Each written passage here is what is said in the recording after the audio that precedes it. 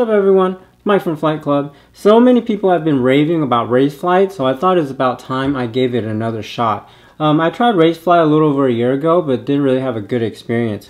I built a quad, but when I flew it, the motors got super hot and had these weird twitches that I can never get rid of. And this is around the time when BetaFlight was getting really good, so I never bothered to fix that RaceFlight setup. So in this video, I will be reviewing the RaceFlight RevoltOSD flight controller. First off, this review will be from the perspective of someone who's coming from BetaFlight and somewhat new to RaceFlight. So this is by no means a super in-depth review on the board or RaceFlight. The RevoltOSD, as of this post, is RaceFlight's newest flight controller. It uses the same F405 processor and gyro used in all of RaceFlight's FCs. It's a 30x30 mount pattern with a 36x36 size board. They have another OSD flight controller that's a 20x20 pattern that I'll be reviewing later in another frame that I'm working on. And the biggest difference between the RevoltOSD and the Revolt V3 is the OSD and the ability to be powered directly off the battery up to 6S. The Revolt V3 still requires a 5-volt source. So this is my build. This is a 5-inch PROton skeleton with race arms, T-motor F40 Pro V2 2400 kV. This is a TBS Unified Race. I decided to go with the Race over the Nano because sometimes I like to have 200 milliwatts when I'm just flying out in the park by myself.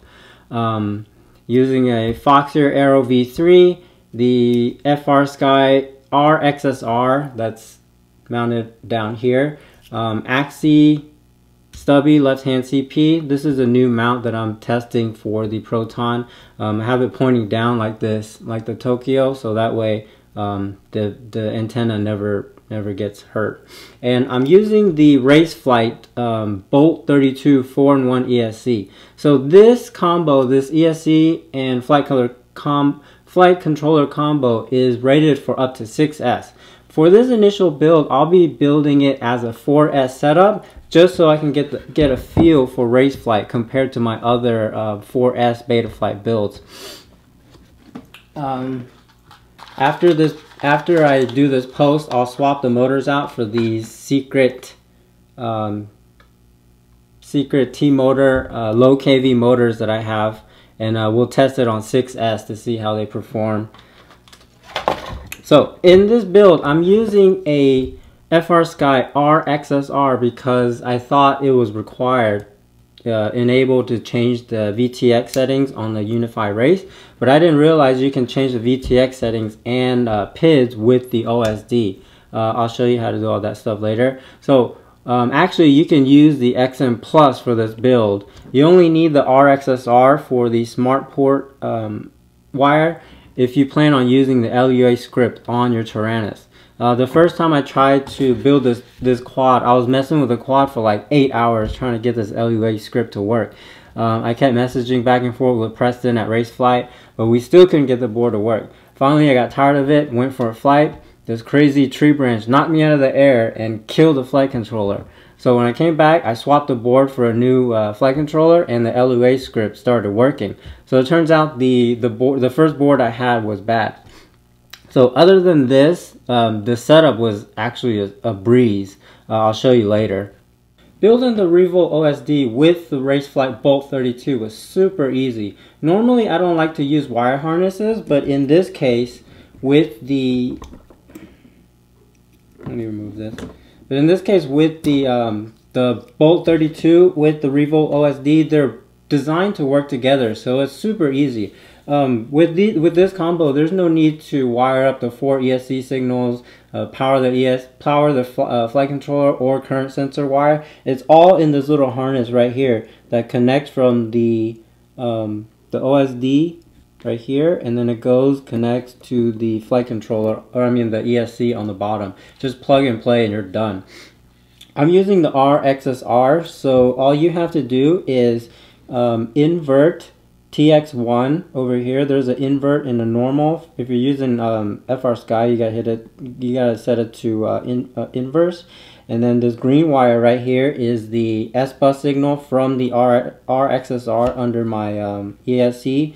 This yellow one is the smart port wire on RX3, and then 5 volt and ground to the RX. And then this wire is for my TBS Unify Race.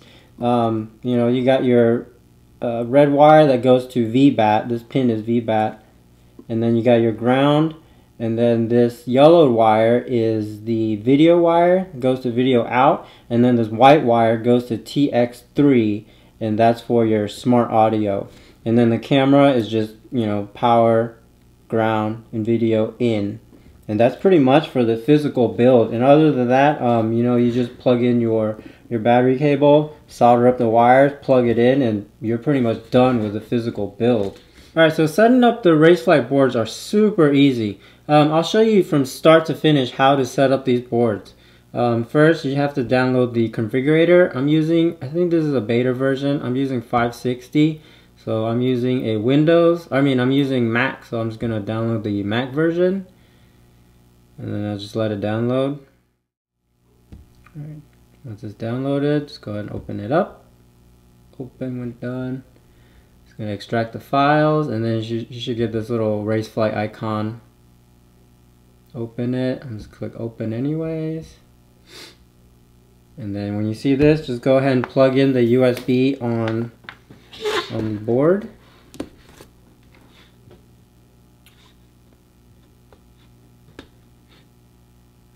And actually, this is not the first screen that you're going to see because I've already set up this board. I'll show you later what it's supposed to look like. But first, I'm going to update the firmware.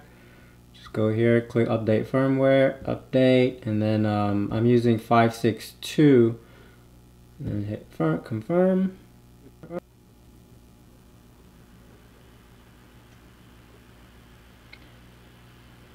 Alright, when you see this, click OK. I'll connect again.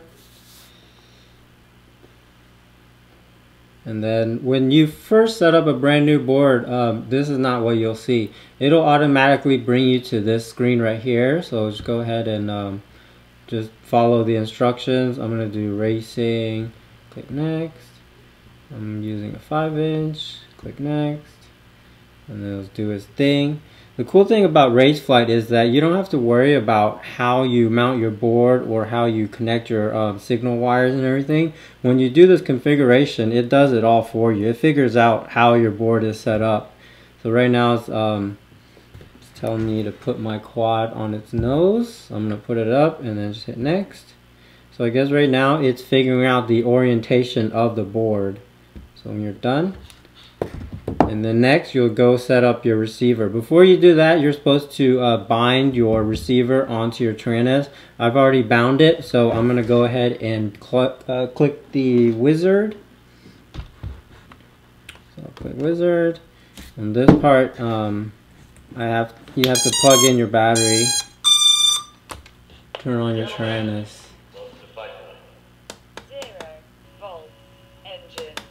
Alright, so I'm bound and it's transmitting and I'm at least 10 feet away. So hit next and it's scanning for the RX. Oh, make sure when you're doing this whole process, you have your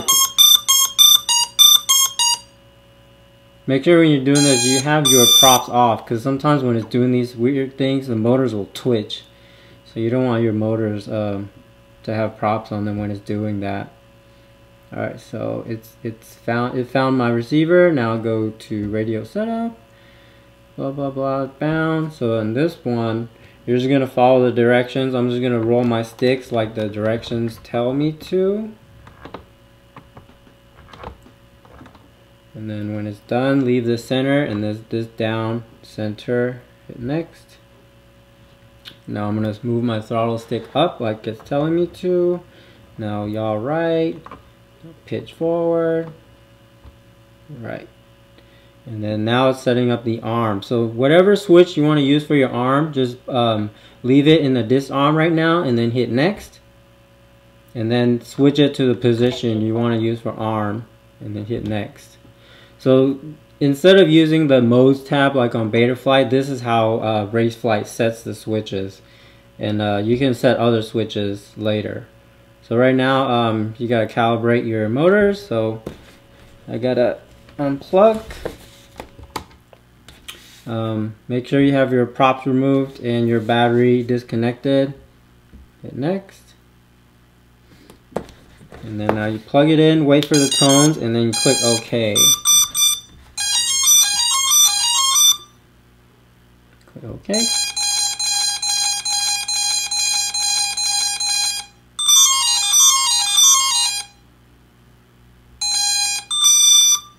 And then you just calibrated the ESCs.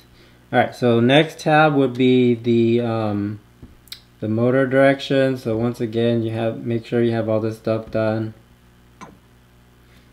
And now this is gonna it's gonna figure out which motor is how it's connected on the quad.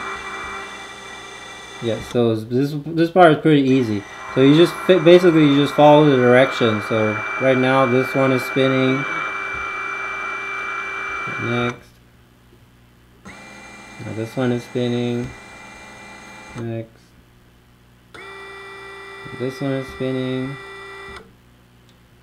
Alright, and then the next, now you're going to fix the motor rotation. So I've already done this part, so all my motors are spinning the correct way.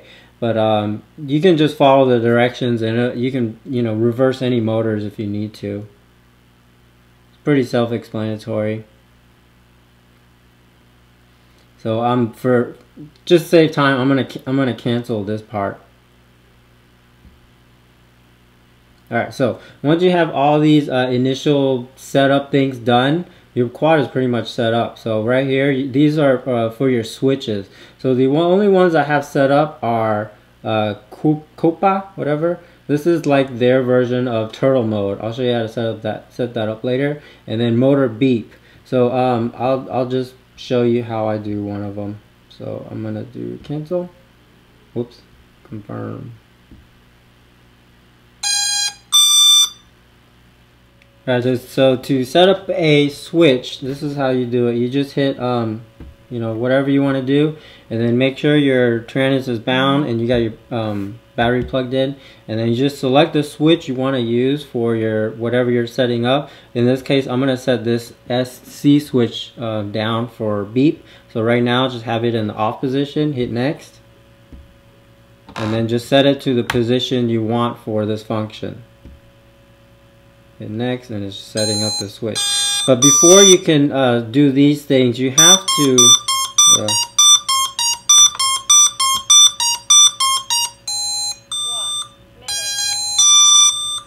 Alright, so before you can do these things in your Tyrannus, you have to have switches assigned to auxiliaries. So see, I got channel 5, which is my SD switch, set up as auxiliary 1. SB is auxiliary 2, and then auxiliary, oops, I guess this is 3, is channel 7, and you can have more switches set up if you want. But in order for these switches to work, you have to set up, assign them to an auxiliary. So same thing with Copa. So Copa is shut up. So Copa is their version of turtle mode. So I already set up my turtle mode to channel 6, which is this switch I have assigned. And then in this configuration, you can select how you want your Copa mode, Copa style. So I have it set on manual 2, which means when I have it enabled, if my quad's upside down, nothing will happen. I have to manually spin the motors. And then they have another mode where it's automatic. Once you have it in turtle mode, it'll flip itself over. But I'm used to the BetaFlight, so I just set it on manual mode. Go back to here. So yeah, this part's set up. Telemetry just basically tells you the readings from the gyro, and then configurations. And then this is where you just set your how you want your quad set up. In the initial setup, it should have asked you if you want to reverse the motors. The prop directions, I have it enabled, and you can enable double arm if you want, because I guess it's a safety feature. You have to arm the switch twice for your motors to start spinning. Alright, so for the VTX setup, you can have your VTX set up to where, if you plug it in, make sure you have an antenna. You can have it set up to where your VTX will power on when you plug in the battery, or you can have it go right into pit mode when you power in the battery. So you just select it right here. Make sure you have the props removed, go here, and then this is where you set up. You can have it, you know, transmit regular or go into pit mode. I'm just going to do regular. Hit next, and it should find the VTX. This is where I was having a lot of problems earlier because the freaking board was bad. I wasted like 8 hours on it. But RaceFlight was cool. They gave me credit for the board. Alright, so for the ESCs, I'm gonna leave it for on multi-shot because they're saying multi-shot flies better. I'm really not that good of a pilot to notice the difference between multi-shot and D-shot. So if they say it's better and it's recommended, I'll just leave it on multi-shot. But there is one thing that you should note, that if you have it on multi-shot instead of D-shot, functions like motor beep and turtle mode, these are D-shot commands. So if you want to have those things, if you enable those things, the quad is gonna cycle off and then it's gonna switch to D-shot, but you're gonna hear all these reboot tones. Like if I do motor beep, it's gonna cycle, go into D-shot, and then start doing the beep. And then it's gonna go back, recycle, and then go back into multi-shot. Same thing with the turtle mode, which is kind of a pain because it takes a while for the turtle mode to actually work. So I'm gonna enable turtle mode. I'm gonna go into D-shot. And then I can arm and do my turtle mode, and then when I disable turtle mode, it's got to cycle back and then go back into multi-shot. So it's a little bit pain in the ass if you have multi-shot set up and you want turtle mode and all that stuff. Alright, so next is the OSD. So just make sure you have internal OSD set, and then you just go configure. And then it's pretty self-explanatory. There's all these little grids right here. You just select a grid you want, and then you select the item that you want. You know, pilot name, whatever, craft name. And you hit select, and then it'll show there. But I'm gonna take it off. So basically, I just have the milliamps. This is the current draw. Since the Bolt 32 has a built-in current sensor, I can show current over here. And then I have battery voltage and then time armed. Hit save and reboot, or save and exit. And then for pit tuning. Alright, so since I haven't had that much time with the pits, I'm just using this Captain Vanover tune. And I'm basically leaving everything as is, except the only thing that I changed, whoops, is this the Captain Vanover? Yeah, okay, so I'm using the Vanover, and then basically the only thing that I changed is the rates. So I'm using BetaFlight rates. These are the same rates I use in BetaFlight. You can, you know, select whatever, you know, software you use. So this is what I'm used to.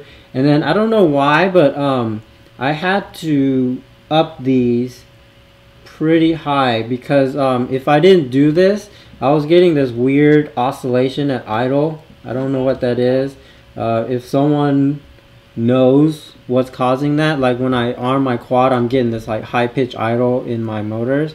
These are brand new motors. They've never been crashed. I don't know what's the issue. So the only way I could get rid of that was crank these up. So I mean, that's pretty much it with the setup of RaceFlight. I mean, it is really easy to do, but I don't know, maybe I'm just so used to BetaFlight. I'm not sure if I like it or not.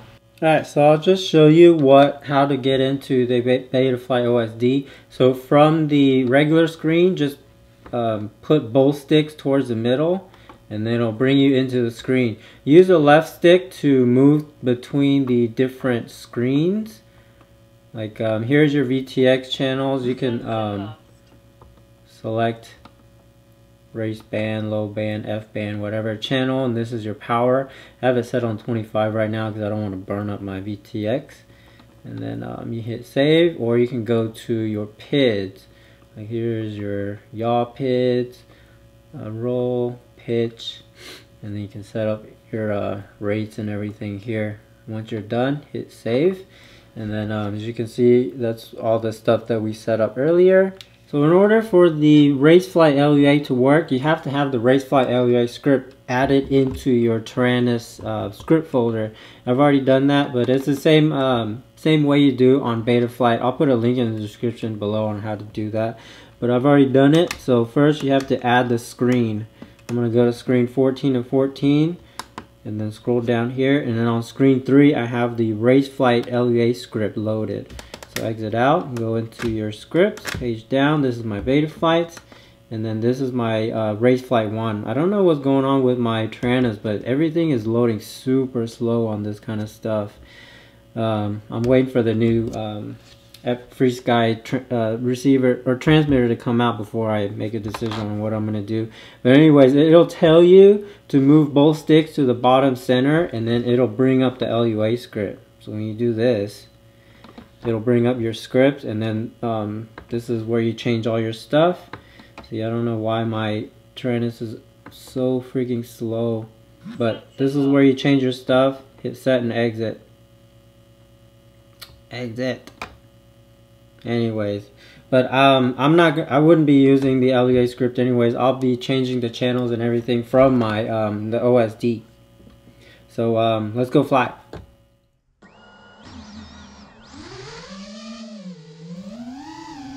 If you're wondering why I'm flying so slow, that's because that's me flying, not Envy Astro like in my other videos.